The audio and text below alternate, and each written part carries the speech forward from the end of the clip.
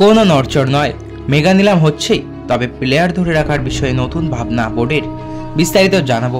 তার আগে বলে রাখি, আপনি যদি আমাদের চ্যানেলে নতুন হয়ে থাকেন তাহলে অবশ্যই চ্যানেলটি সাবস্ক্রাইব করবেন, এবং আমাদের ভিডিও যদি আপনি ফেসবুক পেজ থেকে দেখে থাকেন তাহলে অবশ্যই পেজটি ফলো করে দিয়ে যাবেন। আসুন জেনে নেওয়া যাক বিস্তারিত। সামনের মৌসুমে আইপিএল এর নিলামের আগে বোর্ড আইপিএল ফ্র্যাঞ্চাইজিদের নিয়ে বৈঠক করছিল। অনেক ফ্র্যাঞ্চাইজি 21 জুলাই আইপিএল এবং বিসিসিআই এর মধ্যে বৈঠকে মেগা নিলামের বিষয়ে তাদের অসন্তোষ প্রকাশ করেছে। Board of control for cricket in India অর্থাৎ বিসিসিআই কি ভাবনা চিন্তা করছে তার উপর অনেকটাই আলোকপাত করছে। আইপিএল এর মেগা নিলাম খুব তাড়াতাড়ি হচ্ছে না। এক সপ্তাহ আগে বোর্ড 10টি ফ্র্যাঞ্চাইজি মালিকদের সঙ্গে দেখা করেছিল এবং একাধিক বিষয়ে মালিকদের মতামত জানতে চেয়েছিল তারা। মেগা নিলাম এবং প্লেয়ার রিটেনশন এই দুটি পয়েন্টেই সবচেয়ে বিতর্ক তৈরি হয়েছে। এমনকি কেকেআর এবং পাঞ্জাব কিংসের মালিকরা মতানৈক্যের কারণে ঝগড়াতেও জড়িয়েছিল বলে জানা গিয়েছে। মেগা নিলাম সম্পর্কে আইপিএল মালিকদের সংরক্ষণ কতজন খেলোয়াড়কে ধরে রাখার বা রিটেনশনের উপায়ে রাখা হবে তা সরাসরি মেগা নিলামের সঙ্গে সম্পর্কিত। এই সিদ্ধান্তের ওপর নির্ভর করে ফ্র্যাঞ্চাইজিগুলি দীর্ঘ এবং স্বল্প মেয়াদী সিদ্ধান্ত নিতে সক্ষম হবে। যদি প্রতি বছরের একটি মেগা নিলাম হয়, একটি ফ্র্যাঞ্চাইজি খেলোয়াড়দের জন্য বিনিয়োগ করতে সক্ষম হবে না এবং বরং স্টপ গ্যাপ সমাধানের জন্য যাবে।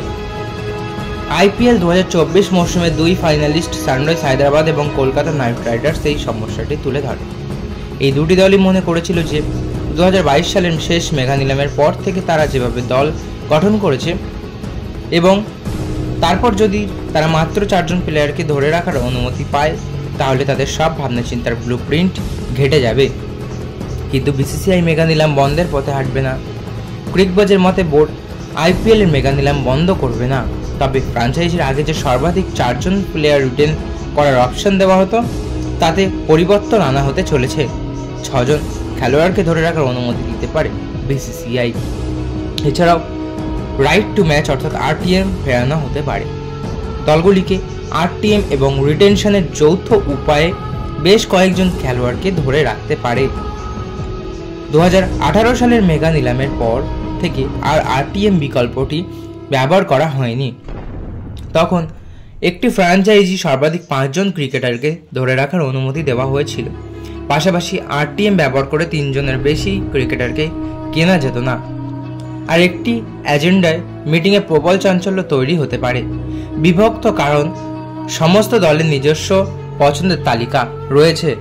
যারা গত কয়েক বছরে সাফল্যের স্বাদ পেয়েছেন তারা আরও ধরে রাখার জন্য চাপ দিচ্ছেন। অন্যদিকে যে দলগুলি সাফল্য পায়নি তারাই এই নিয়মের বদল ঘটাতে চায়। এমন কিছু দল আছে যারা গত 4 থেকে 5 বছর ধরে ক্রিকেটারদের ধরে রেখেও কোনো লাভ হয়নি, যেমন আরসিবি, আবার কিংস 11 পাঞ্জাব এরকমই। তো বন্ধুরা, এই ছিল আজকের ভিডিও। আশা করি ভালো লেগেছে। ভালো লাগলে অবশ্যই একটি লাইক করবেন এবং আপনার কী মতামত তা কমেন্ট বক্সে অবশ্যই জানিয়ে যাবেন। ধন্যবাদ।